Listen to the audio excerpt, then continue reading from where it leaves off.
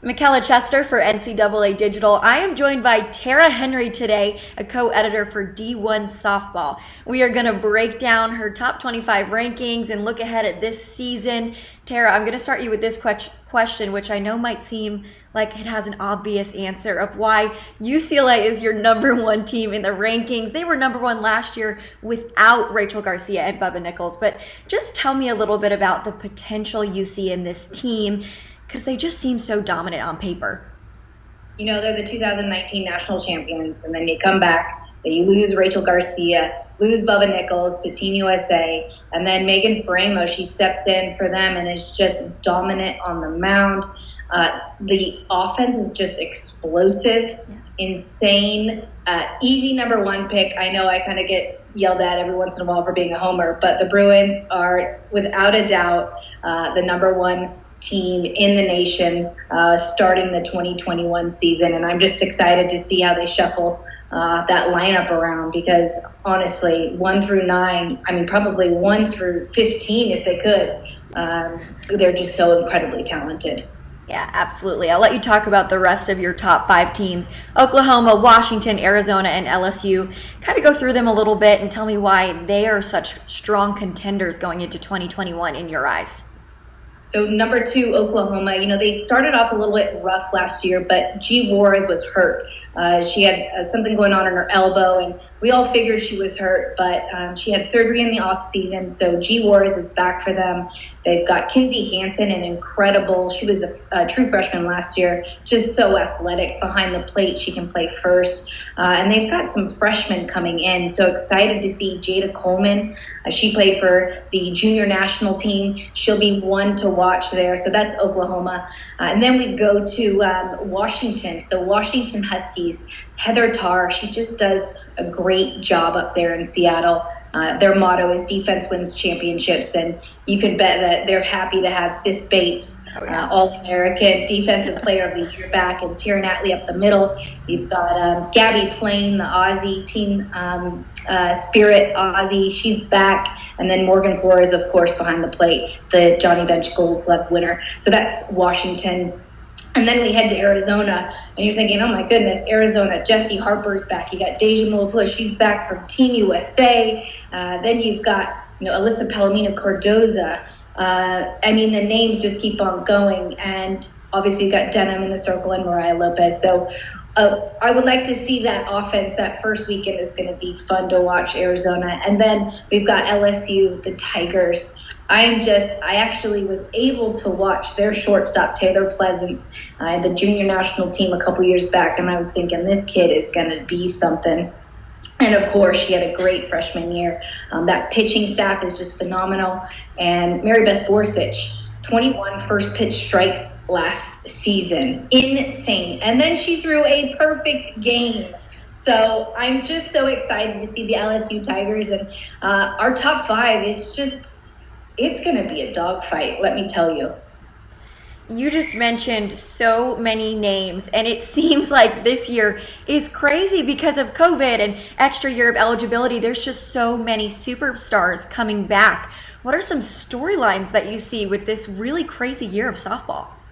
Well, Miranda Ellis just announced she will be foregoing the 2021 season due to COVID concerns. So the Texas Longhorns, we actually had them ranked higher, and the news came out and we dropped them a few spots. But I'm excited to see how they respond to that, because I think that team is obviously one to watch, and Mike White does an incredible job there, not only with his hitters, but his pitching staff. That's his forte.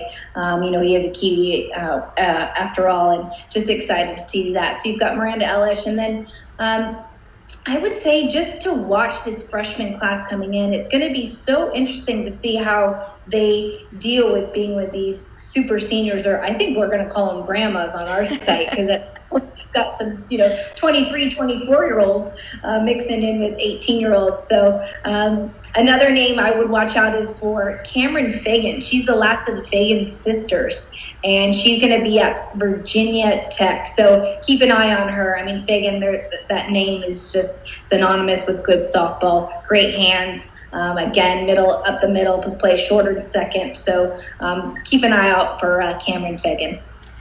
So you just mentioned a few names, but are there any other players that are not maybe in the spotlight as of now? We may not know them, but you think will be big names this season?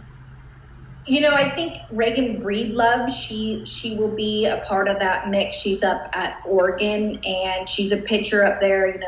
Melissa Lombardi has done a great job with that staff up there, and I think she's one to watch. Tara Jennings at OU as well, and then Alyssa Brito at Oregon. So just the bigger names that I've heard in that freshman class. Just excited to see everybody jump into this 2021 season.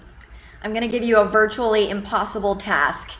Out of all of these amazing players that would have returned, can you pick a player of the year candidate? I think we've got to go Rachel Garcia. I mean, she's just so dominant in the circle and at the plate. She's come back stronger, more athletic, which I don't know how you can do. She's just a competitor. She competes at the plate and on the mound. Sis Bates had a concussion last year, so she only played 15 games, so she missed about 10 games. So she could be up there as well, because Sis Bates can do great things. She, web gems almost every other week, and she's just a triple threat at the plate. So I'm excited to see those two, Deja Mulapula and Alyssa Palomino Cordoza out of Arizona. I like her as well. She kind of flies under the radar. So I would stick with that. All right. We've got a stacked top 25, I know, but are there any teams maybe outside of the top 25 with so many seniors returning that maybe could surprise us this season? We've done on D1 softball, we did our top 10 more to watch. I really like North Texas. Rodney DeLong does a great job there. So I know they've been able to practice out there in Texas, whereas over here in California, we've been a little bit more restricted. So excited to see North Texas. Fresno State did a great job last year. They were actually in our top 25 last year. And Haley Dolcini, their lefty pitcher out of there. So Fresno State, North Texas, keep an eye on both of them, and excited to see how they do in this 2021 season. And lastly, Tara, any predictions for teams that you can see making a run for it this year? I really like Oklahoma State. I really do. I like Kenny Gajewski.